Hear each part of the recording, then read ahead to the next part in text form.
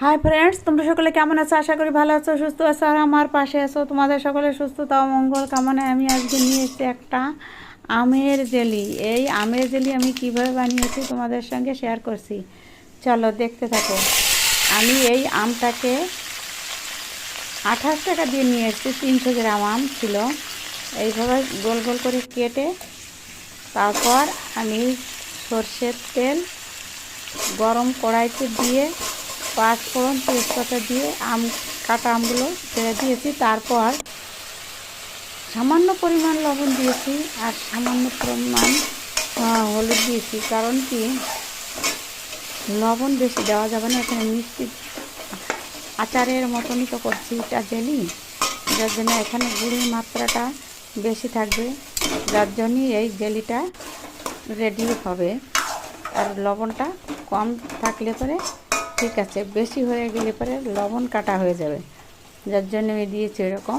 আর 2 হাতা গুড় দিয়েছি।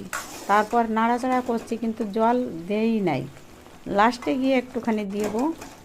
এটা দেখো, ওই যে আমগুলো না ফুলে ফুলে উঠেছে, সুন্দর মানে ভাজা হয়ে যাচ্ছে গুড়ের একটা জালে, ফুলে ফুলে গেছে। তা বেশি আটা আটা হয়ে যাবে দেখে আমি একটুখানি জল মিশিয়ে দিলাম। আর এই জেলিটা খেতে কিন্তু খুবই সুন্দর। তুমি ভাতের সঙ্গে রুটির সঙ্গে যেভাবেই খাও, শুধু এমনি মুখে দিয়ে খেতে পারো, তার জন্য খুব ভালো। এইটা আমি এই বছর প্রথম বানাচ্ছি, এর আগে আমি বানাইনি। এই বছর আমার বড় মেয়েটা বেশি পছন্দ করে, ছোটো মেয়েও করে কিন্তু বড় মেয়েটা বেশি পছন্দ করে। তা ও এসেছে 4-5 দিন, আমি এখন ওর জন্য বানিয়েছি, তোমাদের সঙ্গে শেয়ার করছি। চলো, ভালো থাকো, সুস্থ থাকো, আর আমার পাশে এইভাবে আমাকে সাপোর্ট করিও।